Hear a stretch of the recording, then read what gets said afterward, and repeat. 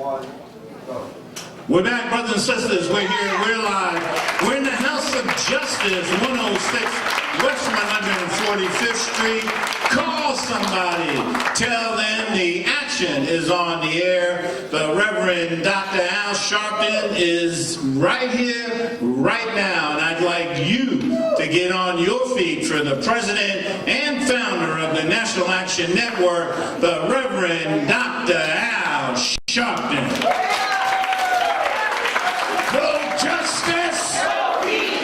No justice! No peace! No justice! No peace! No justice! No peace! What do we want? Justice! What do we want? Justice! What do we want? Justice! When do we want it? Now! When do we want it? Now! When do we want it? Now! Hug the person next to you, tell them you love them.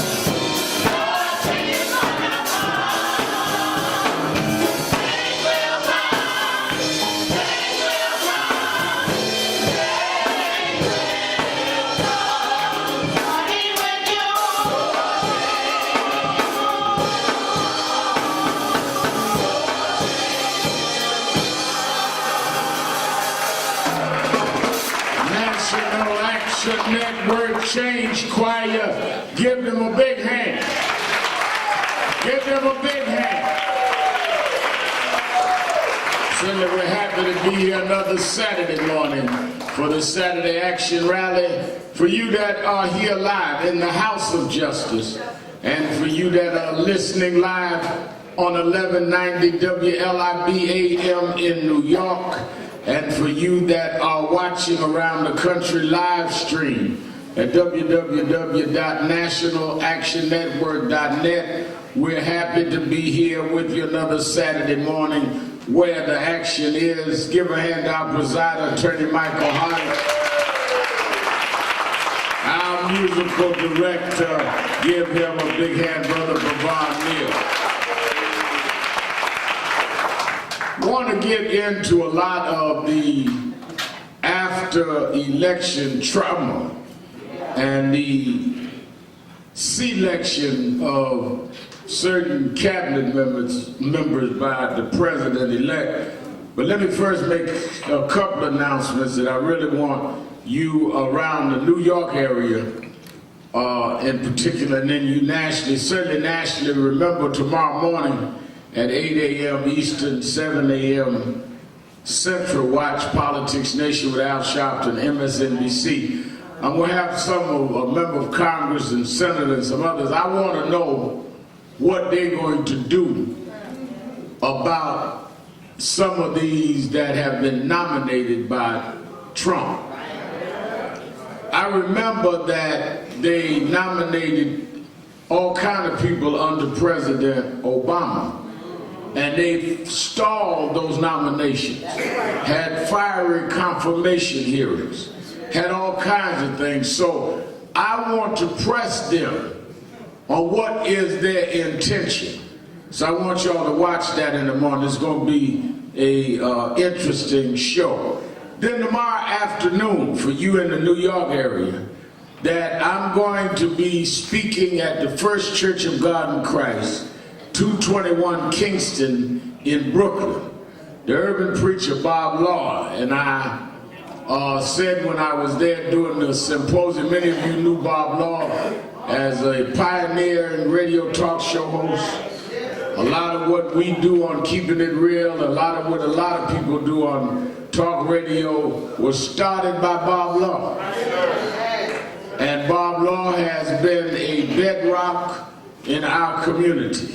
So I'm coming tomorrow to his home church, and I'm going to be speaking and preaching at 3 o'clock tomorrow on Kingston Avenue. And what's the cross street? Marshall, you from Brooklyn don't know the cross street.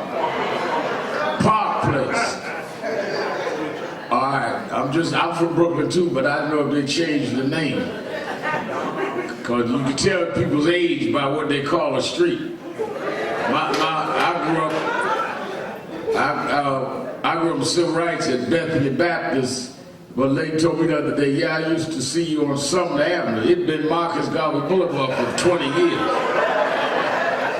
So I'm just making sure it was still Park Place, because Stephen would wait for me to get in the back and say, it ain't Park Place no more. And you know, they like to embarrass you when you get older.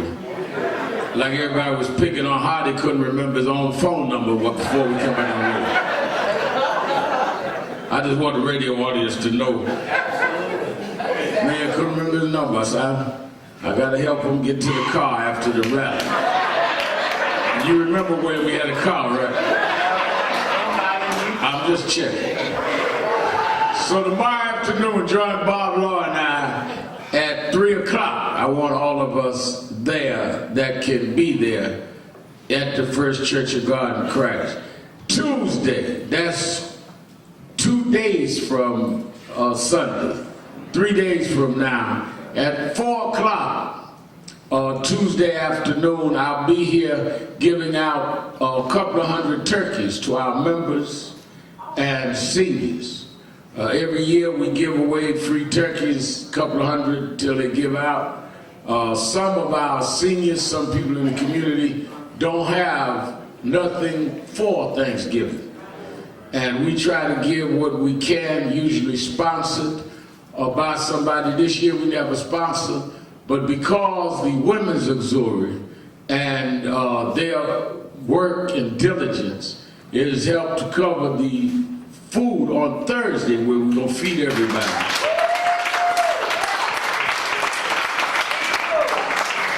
Because they've done that, and we will be doing that on Thursday, on Thanksgiving Day, it freed me up for Tuesday then to apply that to go ahead and buy the turkeys and give them away.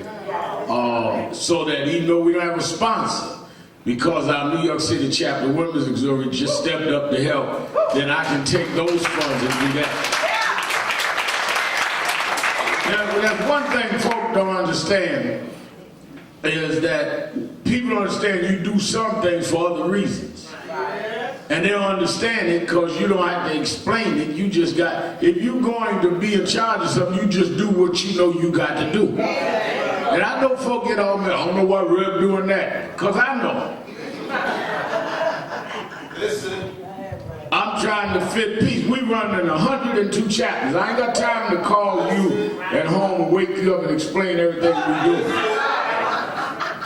Just assume we've been doing this almost 26 years and we know what we do. It is more important to me to give a couple of hundred of our seniors and folk that need a turkey than it is for me to soothe your ego. You'll get over your feelings being hurt. But I want them grandmamas and people that nobody cared about to have a turkey on Thanksgiving. And they'll be here at 4 o'clock. Some people, well, I don't celebrate Thanksgiving. Good, then don't come get one of my turkeys. I don't eat turkey either, but I'm going to give away a couple of hundred. Then on Thursday at 11 o'clock, we all be here Thanksgiving Day as we are every year, feeding everybody, the homeless, the houseless. Everybody ain't homeless, but a lot of y'all got a nice house and no home in the house.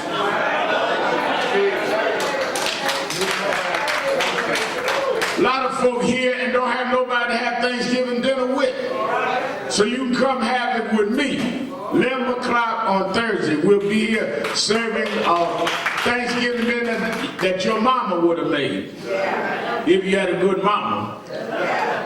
And we will be here hot meal all day, toys. They get up and do the karaoke. You'll find out who can't sing. Karaoke. That's how y'all say it. All right.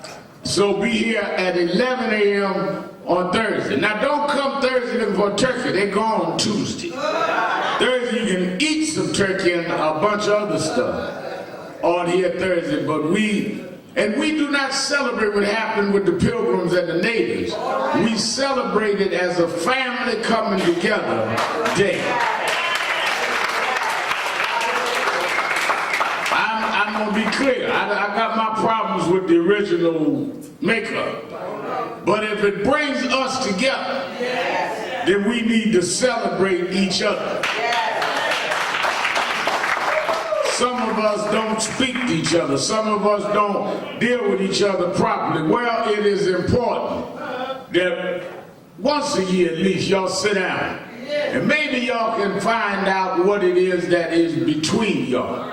You know, I find out most of us have differences because we never discuss it. And one of the reasons that people, I was talking to my youngest daughter, Ashley, yesterday, one of the reasons that people don't talk about their differences is because you are too insecure that you may be wrong. I ain't talking about it, I just don't want, because you really don't want to get down to the truth of what you may have to admit you were wrong about. And all of us got some wrong. Until you can confront your wrong, you never grow. If you got to oversell your positives and never discuss your negatives, then you will never go but so far in life. You know, I was saying to someone, I used to be very heavy. As you know, I had gotten up once to 305 pounds. I could stand in the mirror and tell myself all I wanted, I was slim. But you can't talk off 100-something pounds. You have to exercise and diet. And until I start accepting that I look too fat, and I'm not fat shaming somebody else, I'm talking about me. Because they're putting the paper, I was up here fat shaming y'all today because they listen on radio. I'm saying until I admitted my own position, I couldn't do anything about it. If you can't admit your flaws, you will have your flaws outweigh your assets. There's nothing wrong with flaws. Everybody born with flaws. Hello? But it's learning how to master yourself enough to eliminate your weaknesses and build on your strengths. You ain't never going to be in charge of the community if you ain't in charge of yourself. I was in a meeting yesterday. Some of our leaders, the Harlem think tank, and we were talking about how we have lost control of much of Harlem and we need to regain it. Well, parallel with losing control of Harlem is we lost self-control of those leaders. They play on ego. They play on divisiveness. They play on trying to play the game of the crab in a barrel, one over the other. And most of the foolishness that we've not been able to deal with in our own heads has led to the demise of the community. Because if people are smart enough to know you got an ego problem, they will inflate your ego. Not because they care about you, but they want to keep you divided so they can take the real estate and take the institutions and take the land.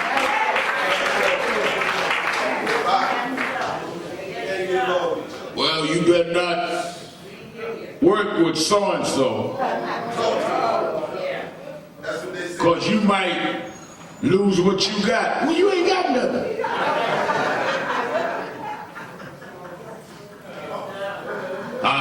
Don't go around Sharpton them. They gonna block you. Block you from what? Can't nobody block you if you going somewhere.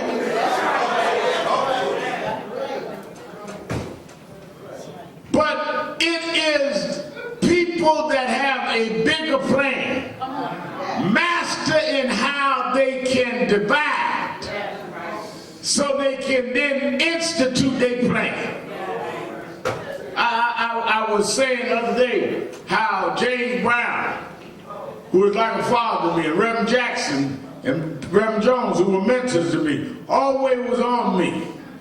And I understood it later, that if you didn't have people that correct you and come down on you, you'll never amount to nothing. The way you can tell how mature someone is by how much criticism they can have. You can't never handle somebody coming down on you, you ain't ready to go to the next step. I don't know why they say something about me. Blah, blah, blah, blah, blah. Go sit in the corner. Well, that's child. That's children do that. I want us to be prepared because we're getting ready to go through a rough season. Let me tell you something. This next 4 years is going to celebrate the grown folks from the children.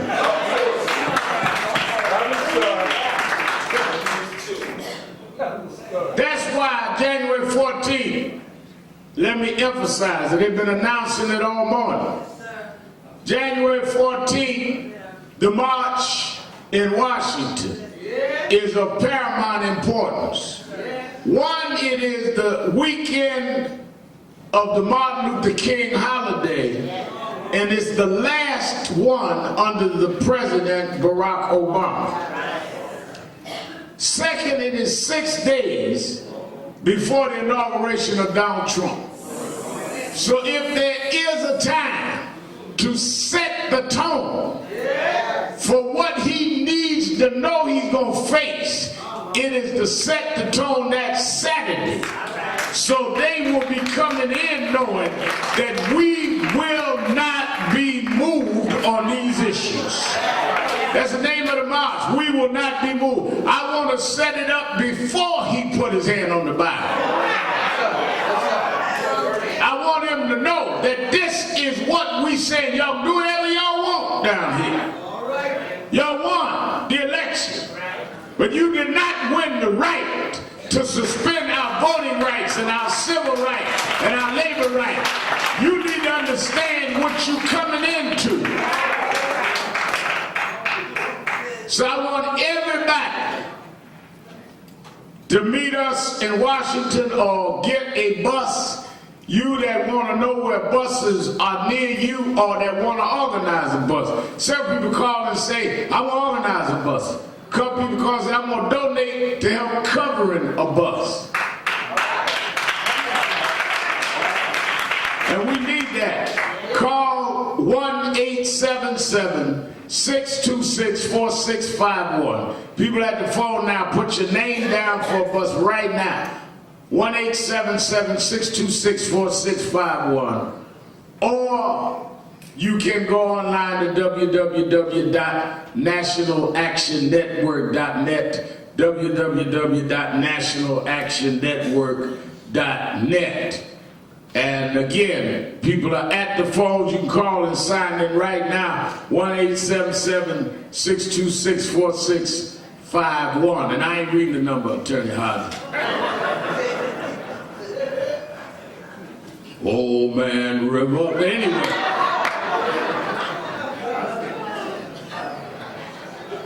On yesterday, Yesterday,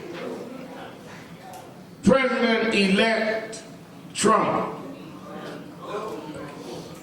did what is, in my judgment, a classical switch and bait on the voters. He has said since the election that we must come together. We must reach out. He did an interview, Leslie Stahl, 60 Minutes. We must come together. And then appoints some of the most regressive and polarizing people that he could, including Senator from Alabama, Jeff Sessions, and made him the Attorney General nominee for the United States. Now, let me walk back on Sessions' background. Take your time. Sessions is the senator from Alabama. Now, I'm familiar with politics in Alabama. My mother, born and raised in Alabama, though I'm from Brooklyn, she died and is buried in Alabama. I have two brothers and sisters that still live in Alabama. Sessions was nominated in 1986 to be a federal judge by Ronald Reagan. In the Senate hearings, they brought up how he had called another prosecutor when he was a federal prosecutor. He called a black fellow prosecutor a boy. He called civil rights groups un-American, including the NAACP. He said that he had no problem with the Ku Klux Klan until he found out they smoked pot.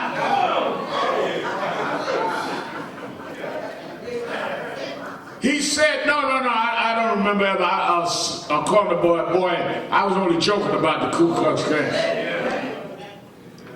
It was such a contentious confirmation hearing that they denied him the appointment given by Ronald Reagan, and he did not become a federal judge.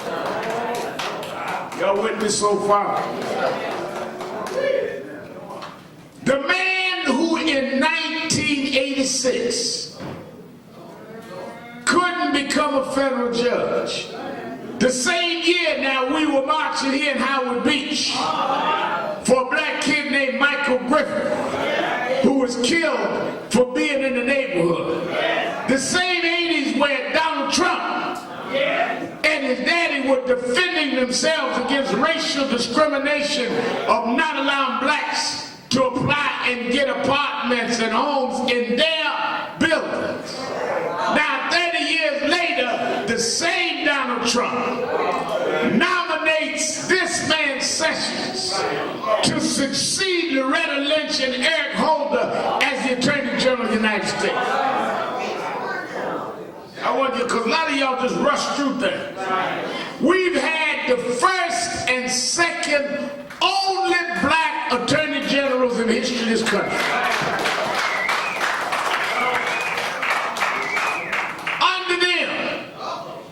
They sued and went into states to protect voting rights. Under them, they started police reform and body cameras on police. They went into cities like Ferguson and dealt with how they were charging and harassing blacks in order to charge and get money to underwrite their economy. Under them, they dealt with all kinds of questions of commutation of unfair sentences, where Eric Holder mandated and Attorney General Lynch repeated that prosecutors need to stop asking for maximum time for nonviolent drug offenses. Under them, commutations, including Attorney Hardy, who worked worked on some that you've seen here, where President Obama commuted more people and got them out of jail than the last 11 presidents put together that were serving unfair sentences.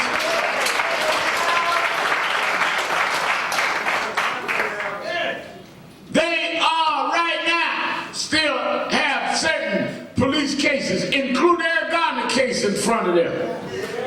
All of that will now be handed over to a man that jokes about the Ku Klux Klan and calls black federal prosecutors. Boy, that's what we get ready to deal with. Can you imagine? Going from Loretta Lynch, daughter of a Methodist preacher in North Carolina, to a man who identifies with the worst elements in our community's histories in Alabama. That's why, you know, I tell y'all, we got some very difficult days. But let me be real clear. When the going gets tough, the tough get going.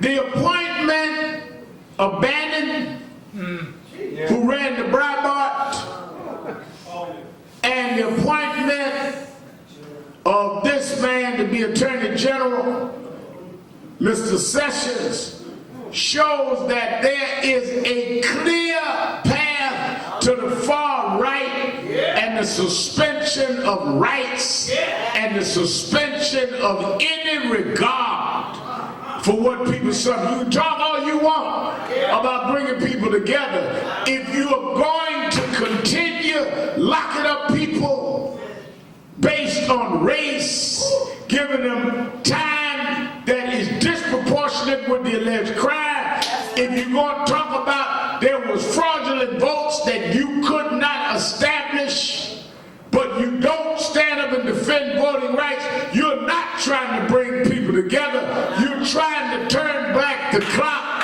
But I want Mr. Trump and Mr. Sessions and the rest of them to know you can turn back the clock, but you can't turn back time. Some of us are not going back there.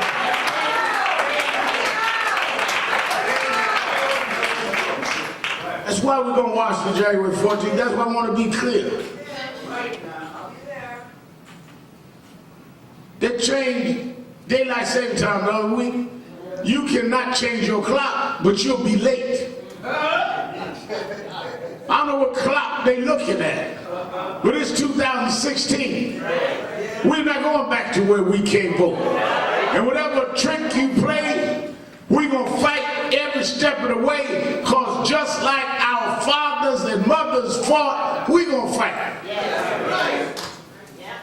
The thing that I really want to get across is that some of us got too comfortable and act like all this stuff we had achieved, we got because somebody gave us. That's right.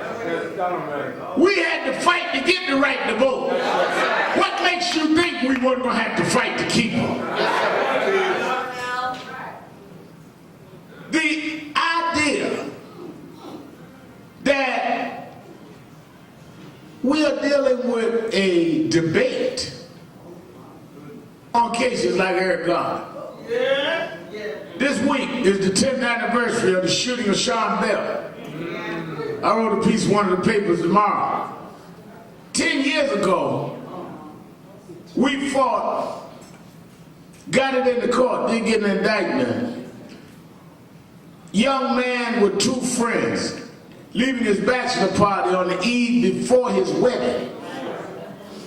Gonna marry the mother of his two daughters. Doing the right thing. Comes from a family, God-fearing family. Police suspect they had a gun. No gun. Unarmed. And they shoot 50 times in the car. We fought. got an indictment, went to court, and the police waived a jury trial, took a judge trial. I knew then it was unlikely that we get any justice there. When the judge found him not guilty, we closed down New York. A lot of y'all think this is new. But now we blocked the tunnels and the bridges, everything. But let me tell you the difference. We fought the Amadou Diallo case. We fought the Sharpton case. We fought and successfully got police that faced justice in the case of Abner Louima. And there wasn't no videos. That's right. That's right. Some of y'all didn't believe it till the video age came. Yes. We believed that it went to jail when no videos was there.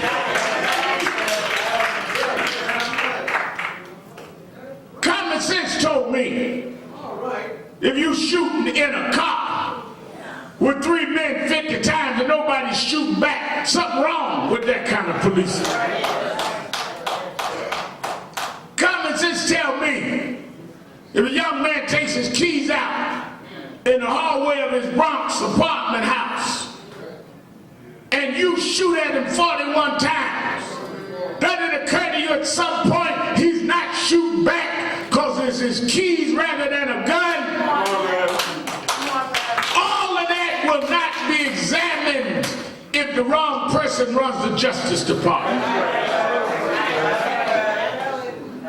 And you sitting around talking about how revolutionary and militant you are. I ain't voting, I ain't in that. And your non-vote elected Jeff Sessions to be the head of the Justice Department.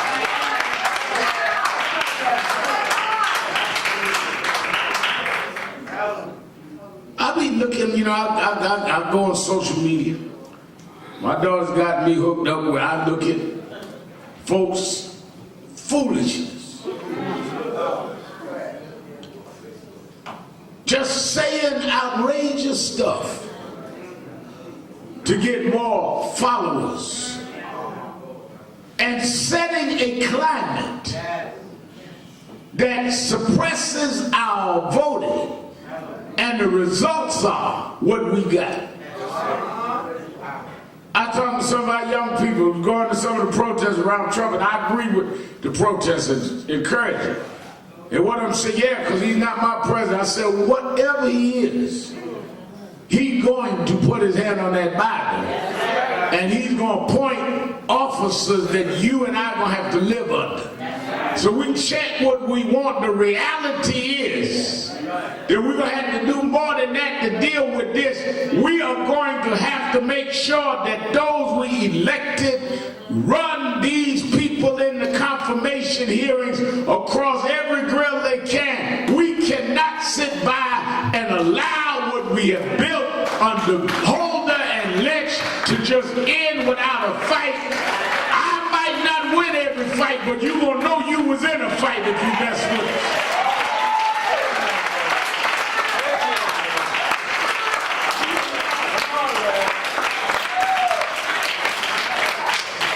There's no time to roll over.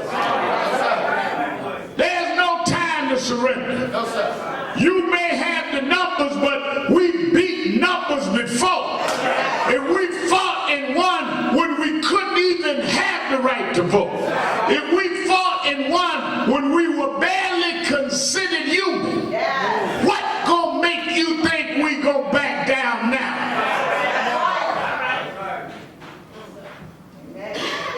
Y'all run around moping, oh Lord, I don't know what we gonna do.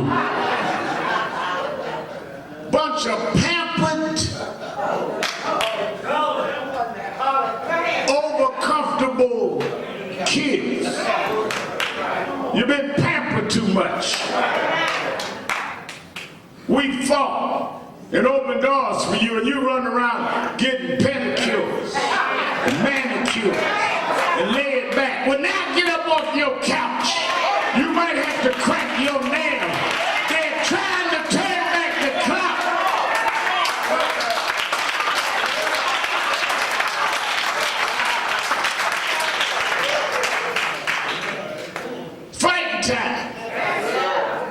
Well, your rebel hurt my feelings. They're gonna hurt more than your feelings.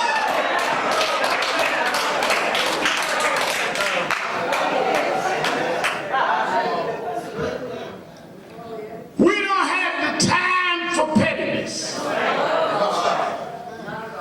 We don't have the time for ego tripping. We don't have the time for distractions.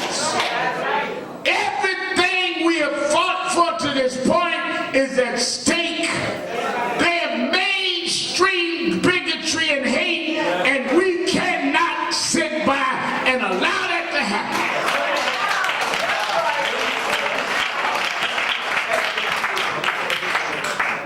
Everybody, well, Donald Trump just crazy. Well, crazy like a fox. You see where he got. And it's going to take more than our woofing and bad talk. I told them at that Harlem leaders meeting yesterday, we did all this bad talk, and they come and bought the land and gentrified Harlem. And businesses in our community, they couldn't get a bank loan. They didn't have access to capital. They loaned money to others. And now they're sitting out on the sidewalks having lunch while you wondering where your next meal is coming from. Because you went to sleep. And it's time not only to stay woke, you first got to wake up. Some of y'all can't stay woke because you're still asleep. Sleep in your ego. Sleep in your self-aggrandizement. Sleep in your hallucinations and your self-illusion. I got to wake you in order for you to stay woke.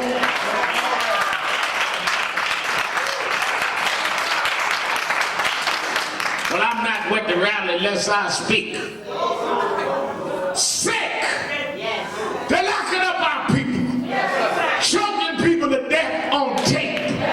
And you worried about whether you on the program. You too small to be big.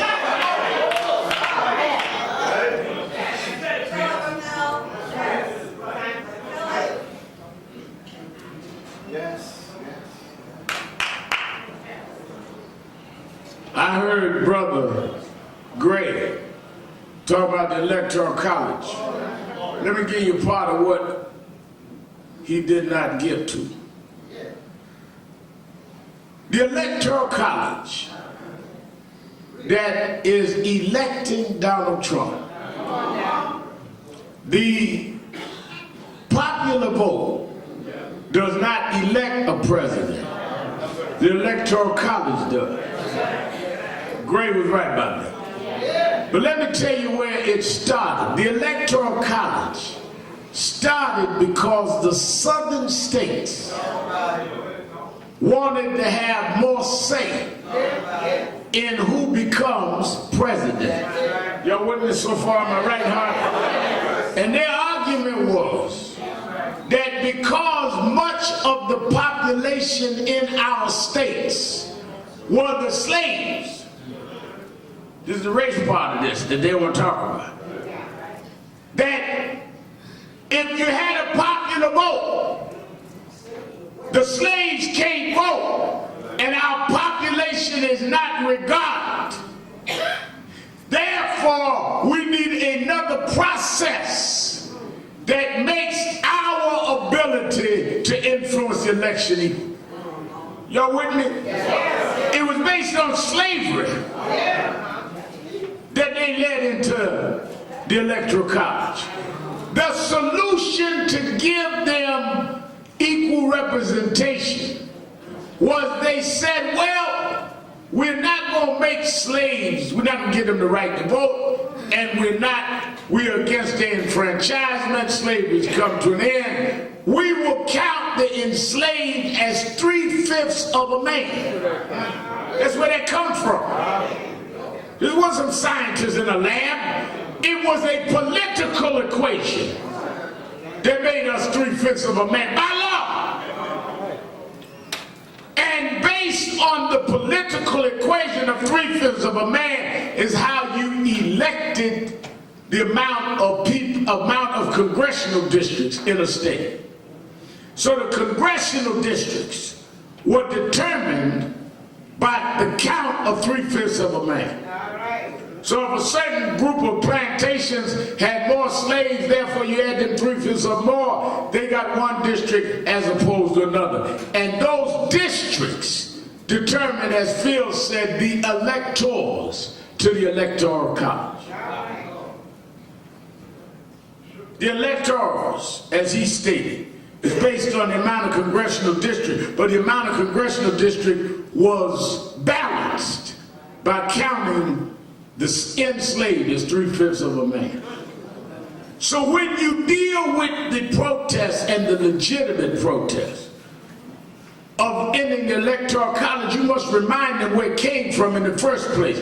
You used a race-slave related congressional map to establish the college that never addressed the dehumanizing of blacks in the South that were on plantations. They don't want to talk about that. That's why we're going to Washington, because I'm going to put this front and center.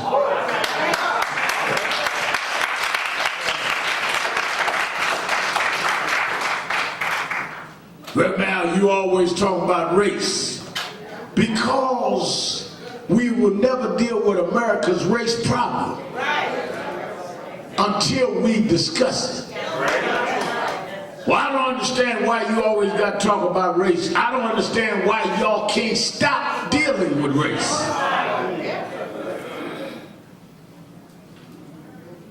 If you born black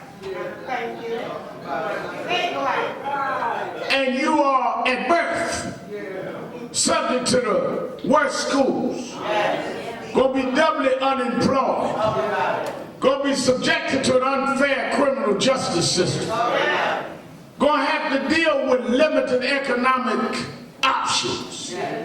At birth, you just a baby in the maternity ward. Then why wouldn't I discuss it? But I'm not discussing it to subject myself to it. I'm discussing it to let you know I'm not going to accept your valuation of me. I'm free. I just have to have you understand that I'm free.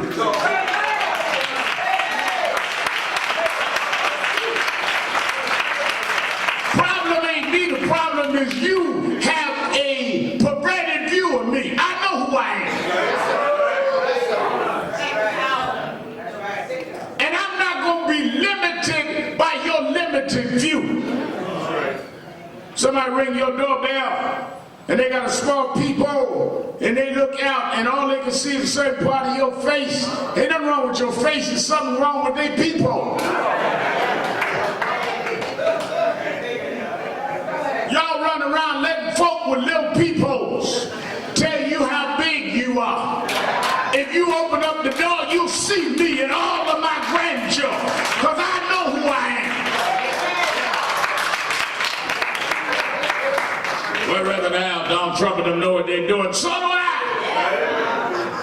For 8 years, we walked in the White House when you were losing 800,000 jobs a month, when your banks was about to close, when your insurance companies were teetering, and a black man showed you who we are. We took the auto industry off life support. We brought the economy back, and we brought in 15 million jobs. Quit looking at me for people. I know who I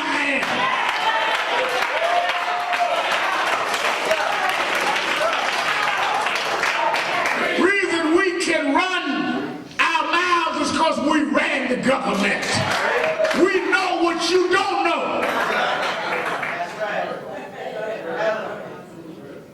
Told y'all before, let me repeat it. When I ran president 2004, we had a debate one night in Detroit, Michigan.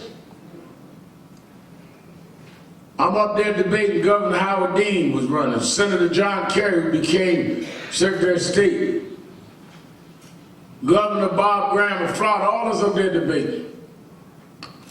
We come off the stage at the end of the debate. Porter come over to me from Detroit Free Press. Never forget it. He said, Remy Al. I said, yes, sir. He said, you did pretty good tonight. I said, thank you. He said, in fact, on my scorecard, you won the debate. I said, thank you. He said, you should be proud of yourself. I stopped, I looked at him. I said, proud of why? He said, well, you're up there debating governors and senators, and you didn't have none of that background, none of that pedigree, yet you held your own. You should be proud to be up there competing with them. I said, no, they ought to be proud to be up there with me.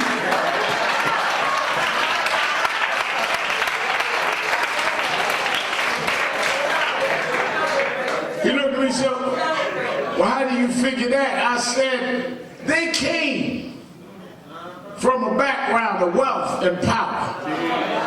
They came from generations of wealth and power. When they were born, they were expected to be something. I came from a broken home. Daddy left when I was 9. Mama raised us on welfare. Nobody expected me to be nothing. Beat the odds, even in my own community. But through it all, with them calling me names, through it all, with them castigating me and giving me ulterior motives, we're all standing on the same stage tonight. If they had to go through what I went through, they wouldn't be on that stage.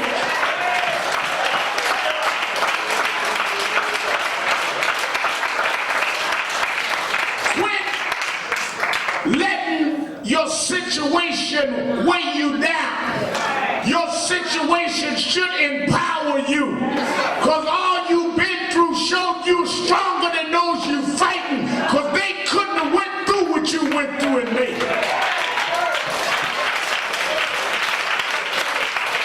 I took the toughest blows and I'm still standing.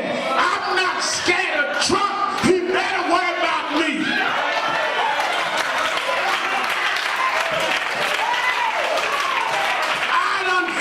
Trump's default, and I'm still here.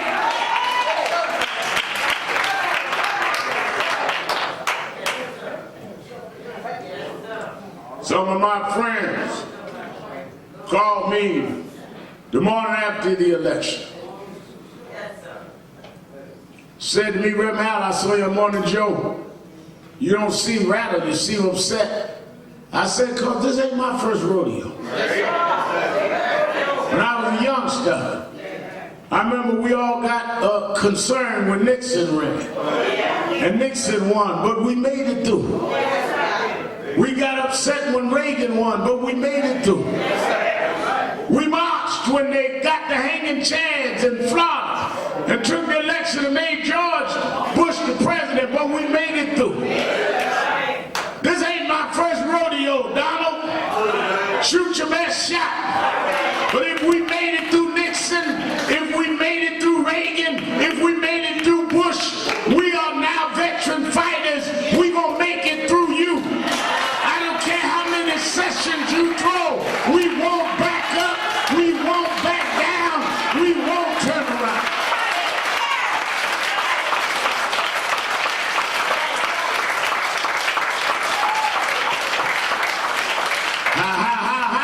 How can you be so sure, Sharpton?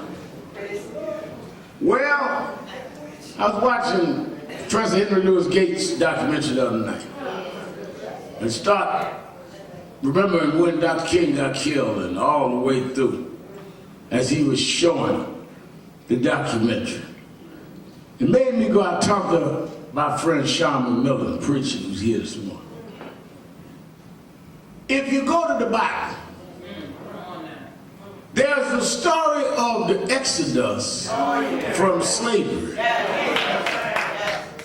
and where God told Moses, tell Pharaoh to let my people go. And he said, I'm gonna back you up. God don't ever send nobody unless he backs him up. Way you can tell if God's in the plan is he'll back you up. go tell them, and I'm going to back you up. I'm going to do some supernatural stuff. I'm going to let frogs jump around. I'm going to let hell come down. I got your back. Finally at Passover, they took all they could and they released the slaves. They marched toward freedom. Got to the banks of the Red Sea. And as they stood there at the banks, they started hearing something. They started hearing the hoofs of horses. They started hearing the noise of capture. They started hearing the sounds of repatriation. And they got scared. Some of those that were nervous, some of them that never thought they could be free. That's what's wrong with some of y'all. Y'all never thought we'd get anywhere. We had to bring you kicking and screaming in the first place. And some of them that were marching gallantly turned and said, Moses, you brought us here to die. Couldn't you let us die in Egypt? Wasn't enough graves in Egypt. But Moses knew.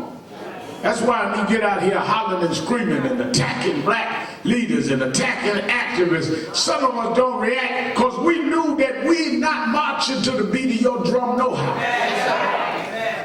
Moses didn't answer them. Moses remembered that God said, if you need me, just stretch out your rod. We ain't got to talk about it. We ain't got no email yet. Just stretch out your rod. You ain't got to tweet me. Stretch out your rod.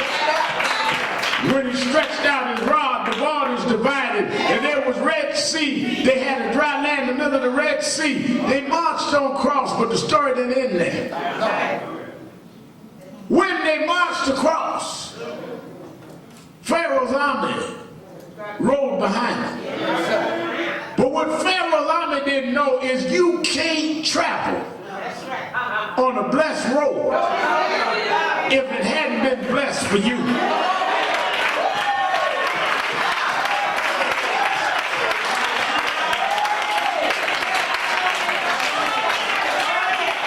You might chase me up a road, but if that road wasn't blessed for you, you better watch out, because the road gonna close when you in the belly of the sea.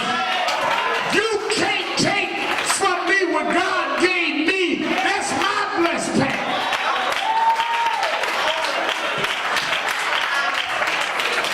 Pharaoh's army thought they were running to recapture the slave, and they were running into their liquid graves. Chase me if you wanna, but you will bury yourself.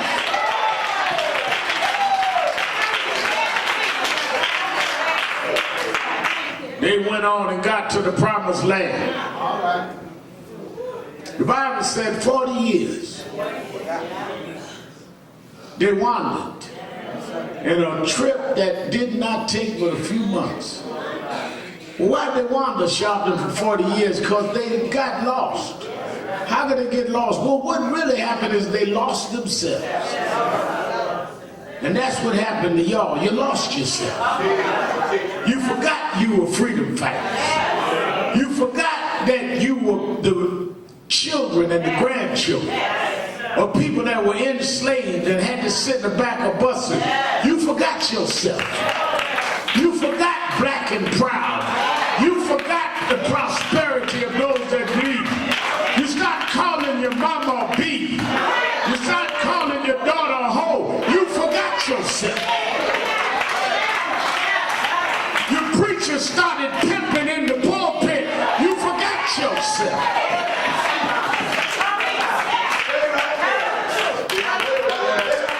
You politicians went to Washington and Albany to get along rather than to stand up and represent your people. You forgot yourself. And after 40 years of wandering, Joshua came on.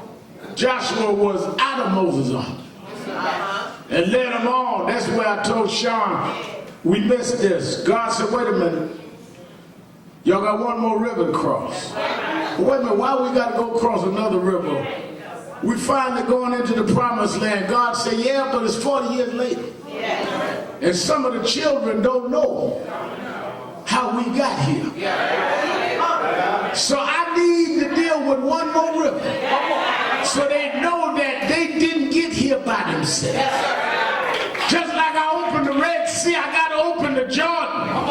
Because if they don't see another river open, they would think their degrees got them here, and their connections got them here, and who they knew got them here. I've got to open up one more river. But this time when I open it up, I'm going to give you an assignment I didn't give Moses. Go get me 12 stones. Why 12? One of every tribe. And I want you to build a monument. Yes, sir. Why? Because one day, your children will ask, what do these stones mean? And I'll tell them that it was God that opened up the Jordan for us, just like he opened up the Red Sea for our parents. I've come to tell you this morning, I got one more river to cross. I crossed the Reagan River. I crossed the Nixon River. I crossed the Bush River. The same God that opened up the sea when George Bush brought us to Iraq. I got one more river to cross. Look at it, got a T on it in gold letters. I'm going to cross that Trump River. God is still on the throne. God is still on the throne. He promised, he promised, he promised never to leave me. Never, never, never to leave me alone. Everybody sing. Everybody sing. Everybody sing.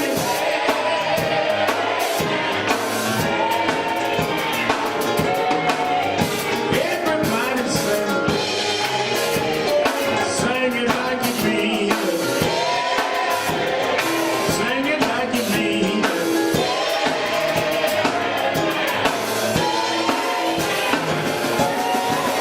Everybody sing. Everybody sing.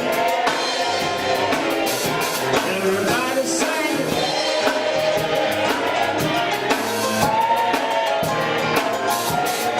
One more time, Lord. One more time, Lord. One more time, Lord.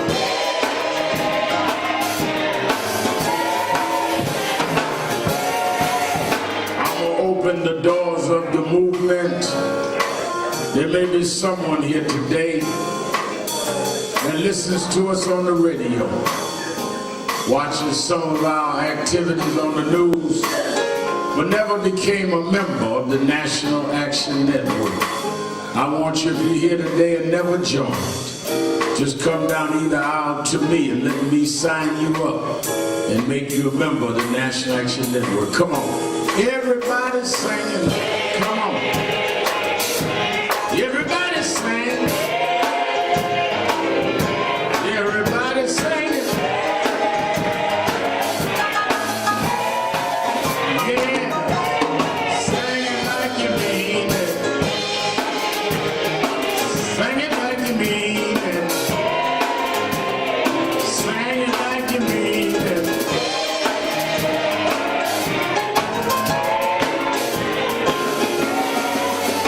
Everybody sing.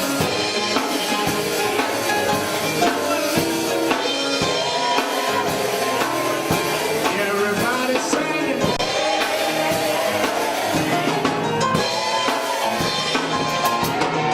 One more time, Lord. One more time, Lord. One more time, Lord.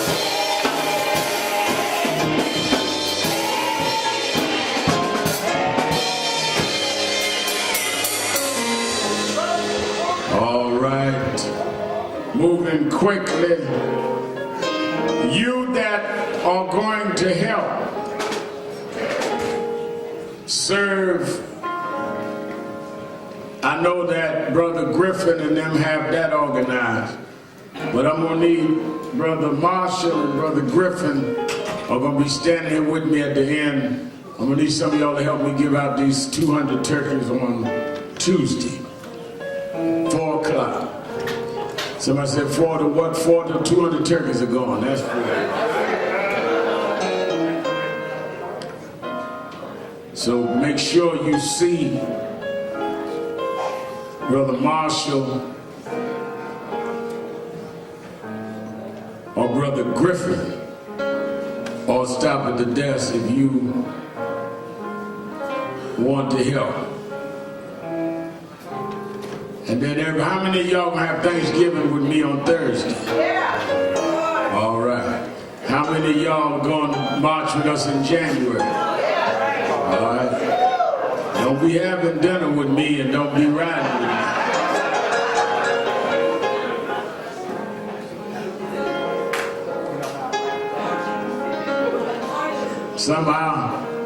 Somehow seniors in particular, they come and say, no. I want this dressing.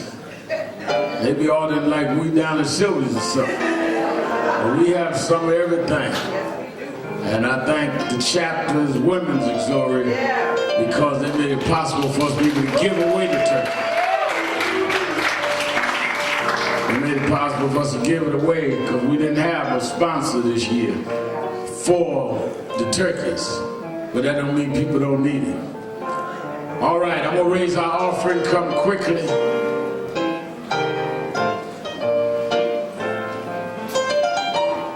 Brother Sean, I don't know why you sit in the back. Y'all let Reverend Millen come up. We're gonna be in the next, come on. Next couple of weeks, we're gonna announce a major initiative with him. Give him a hand.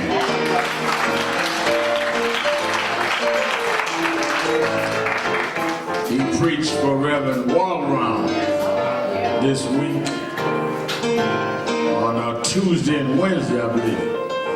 All right.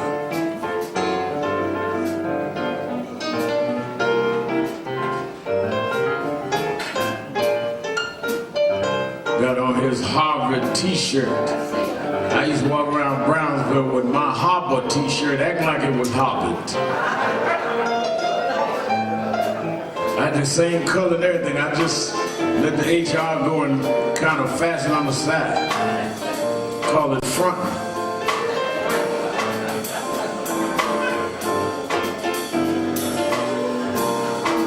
Some of y'all know about front.